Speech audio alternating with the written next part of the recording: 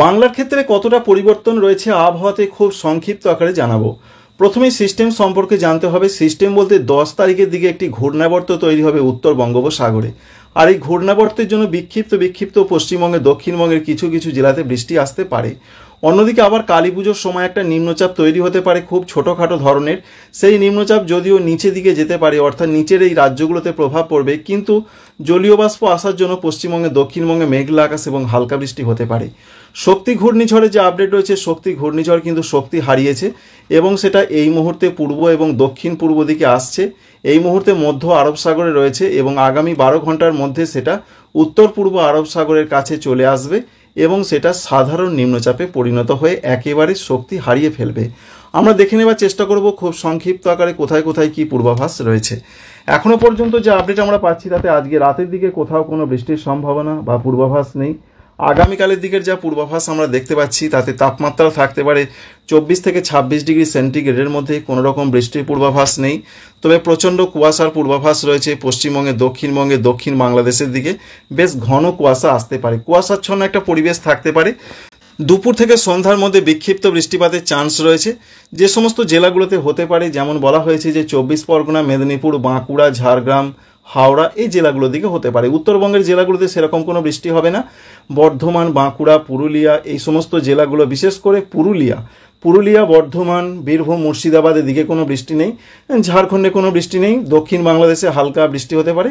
ত্রিপুরা, মণিপুর, মিজোরাম, নাগাল্যান্ডে হালকা মাঝারি বৃষ্টি হতে পারে।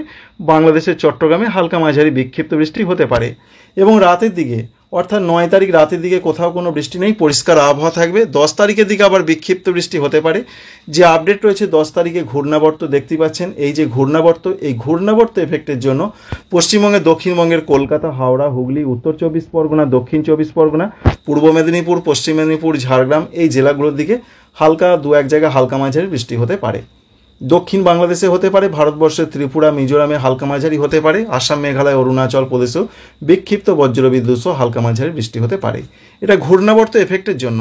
তবে ঘূর্ণাবর্ত আস্তে আস্তে উড়িষ্যা উপকূলের দিকে যেতে পারে, যার ফলে একটি নিম্নচাপও তৈরি হতে পারে হালকাভাবে, যার ফলে উড়িষ্যা উপকূল এবং পশ্চিমবঙ্গ উপকূলের দিকে বৃষ্টির সম্ভাবনা রয়েছে। 11 তারিখে হালকা হালকা বৃষ্টি হতে পারে।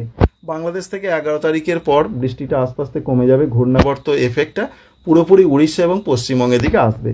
এবং 12 তারিখেও কিছুটা বৃষ্টি হবে কিনা দেখার চেষ্টা করব। 12 তারিখে বৃষ্টি সেরকম নেই, প্রচণ্ড মেঘলা আকাশ এবং হালকা বৃষ্টি হতে পারে। তাই 10, 11, 12 একটা ঘূর্ণাবর্ত এফেক্ট থাকবে পশ্চিমবঙ্গে দক্ষিণবঙ্গের উপকূলবর্তী জেলাগুলোর দিকে। ভেতরের জেলাগুলোতে সেরকম কোনো সমস্যা নেই। এবং 13 তারিখের দিকের যা পূর্বাভাস, 13 তারিখ থেকে পশ্চিমবঙ্গের আবহাওয়াতে বৃষ্টিমুক্ত হয়ে যাচ্ছে, আবহাওয়া বৃষ্টিমুক্ত হচ্ছে, এটাই দেখতে পাচ্ছি আমরা। 13, 14, 15 সেরকম কোনো সমস্যা থাকছে না। আর উত্তরবঙ্গে কোনো সমস্যাই নেই। দার্জিলিং থেকে মালদা বৃষ্টি হবে না বললেই চলে, কোনো সতর্কবার্তা নেই। আগামী কয়েকদিন ধরে এরকমই পূর্বাভাস পাচ্ছি। এছাড়া দেখে নেবার চেষ্টা করব অন্যান্য জায়গাতে, বিশেষ করে কালী পুজোর সময় আবহাওয়া কেমন থাকবে। একটি নিম্নচাপ তৈরি হবার সম্ভাবনা রয়েছে, তা থেকে বিক্ষিপ্ত বৃষ্টি আসতে পারে বাংলার জেলায় জেলায়। খুবই হালকা বৃষ্টি, মেঘাচ্ছন্ন আকাশ থাকতে পারে, দেখতেই পাচ্ছেন 20 তারিখের দিকে। তাই পশ্চিমবঙ্গে দক্ষিণবঙ্গে একটা দুর্যোগ না হলেও হালকা বৃষ্টি বা একটা বিচ্ছিরি আবহাওয়া থাকতে পারে, এরকম সম্ভাবনা। কিন্তু উত্তরবঙ্গে সেরকম আপাতত কিছুই নেই, এরকমই পূর্বাভাস। উত্তরবঙ্গ পরিষ্কারই থাকবে। মালদহ জেলার দিকে মেঘলা আকাশ, উত্তরবঙ্গে একটু মেঘলা আকাশ থাকবে।